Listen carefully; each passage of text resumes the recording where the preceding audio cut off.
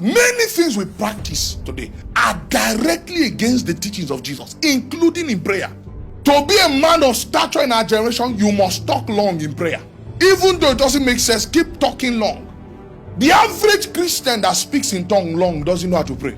Oh, the fact that you say many things in tongues doesn't mean you know how to pray.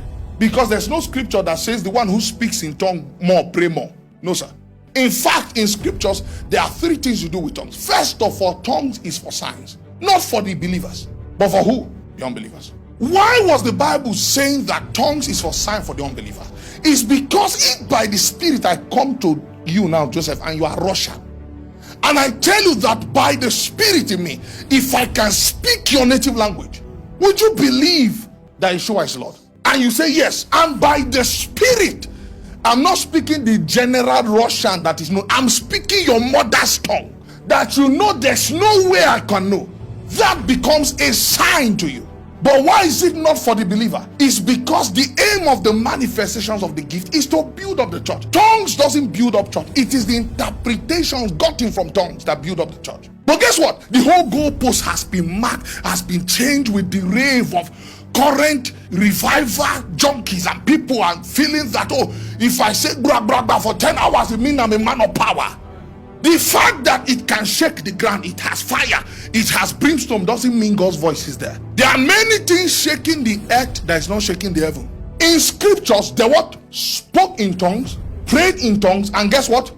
They sang in tongues. But the first thing they did was not pray, they spoke. Apostle Paul said, I thank my God that I speak utterances in tongue more than you all. He now said, if I'm to pray, I will rather pray few words in my understanding than to speak 1,000 words. That doesn't mean he's telling you that when you speak in tongue, you speak 1,000 words.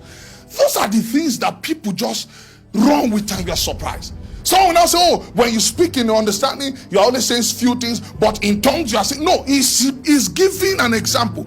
He's saying, okay, it's better I even speak in my understanding few words than to say many things that you and I don't understand, because our understanding is unfruitful. Although I speak mysteries in the spirit, it cannot build us. It has no profit to us. Why? We don't know what we are saying. So guess what? To build is tied to understanding. Growth is tied to understanding. Oh my God. You see, the elders that we read about in the scriptures, many times when we saw the examples of what they pray about, it was in words. Behold their threatenings. Yeshua taught us that don't think that for your much speaking you'll be heard. In our generation, they tell you, pray more, pray long, and then you'll be heard. When Yeshua taught about the unjust judge and the woman that will not back down until her case was solved, he was teaching us perseverance. Even though the request is delaying, keep on persevering. Having faith that no matter the delay, God will avenge you. I thank my God too that I speak in tongues, I sing in tongues, and I pray in tongues.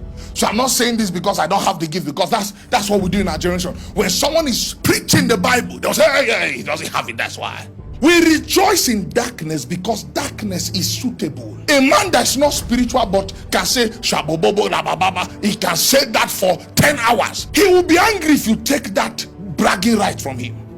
In the old times, when the gift of tongues was triggered in the church, Apostle Paul said, let he that speaks in tongue pray. So it means at the end of the day, tongue that edifies the church needs to be prayed for so that interpretation can be given. Are we together? That means the primary praying language of the church is the language of your understanding. You pray your understanding by the eternal spirit. What does it mean to pray your understanding? Pray in the language you understand so that you can articulate your body, but by the spirit. To pray in the spirit doesn't mean to speak in tongues. To pray in the spirit is to pray from the standpoint of spiritual direction. Are we together? To pray in the spirit is to pray from the standpoint of spiritual revelation. But you see, he told us that if a man would speak in tongue in the congregation, let him also pray. So are you seeing how a man is praying for his speaking in tongue? God, whenever I come to the congregation, I'm moved to speak to the people in these languages. Give me interpretation so that the church can be built. Because churches are built by understanding, that the eyes of your understanding be enlightened, that you may know. Say, but he that prays in an unknown tongue, that's what we hold on to, edifies himself. But his understanding, it means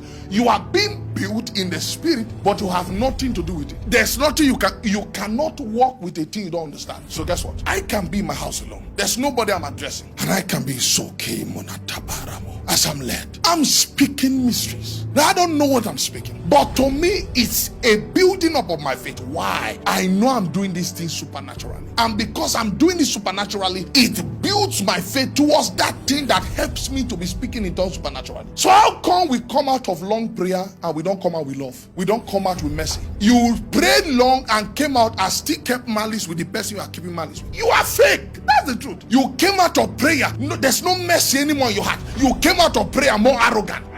You are a thief and a robber. I don't know how else to explain this thing to these people. That's the truth. Now, people around you may look at you and say, this man is the action man. It will shake the earth, Akuta. It will not shake heaven. Now, it's easy for ignorant people too to join you as, hey, we are the fire force. You would only call fire with your mouth, but there will be no fire. You will shake like the prophets of Baal, but there's no energy. May it not just shake the earth, may it shake the heavens. How come, Lord, behold their threatenings, grant that special signs be done, grant boldness? How come that kind of prayer could cause a whole house to shake? A man who is in tune with God, his voice is loud, whether he's whispering or shouting. His voice is loud. A man what? A man that is in tune with God, his voice is loud, whether it's what? Whispering or shouting. If he stands and say, Father, help me, his voice is loud. If he shouts, Father, help me, his voice is loud. Why? He has connectivity with God. I know this is what our youths of fire don't like to hear. They want to hear, carry the chair on your head and begin to pray. Ooh. In your zeal, don't make the mistakes of the prophets of Baal. They thought by their much jumping and cutting themselves, bringing harm to their body, somehow their God will react. Elijah came and repaired the altar and said, I've done these things. One prayed from spirit understanding. Guess what? He acted and prayed from instruction. He prayed his obedience to instruction. That's spiritual prayer. Prayers of obedience. He was praying his obedience. I've done everything as you commanded me. Now let it be known that you are the God of Israel and I am your prophet. While he was yet speaking, fire fell. After the 17 hours, did fire fall? The fire is here. Could it be that you are sweating out of the heat? It's easy to be intoxicated by lies.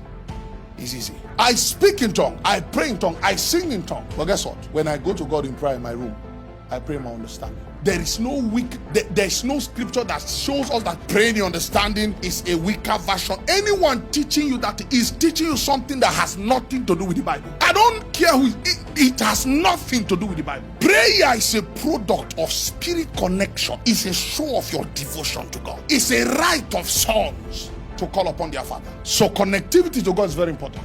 There are many things we do in our generation that if the apostles saw, they would weep. Where did this thing come from? You see, when there is lack of power, you need superstitions to keep men. The portal has opened. If the portal opened, you will need to tell us. We would know something came.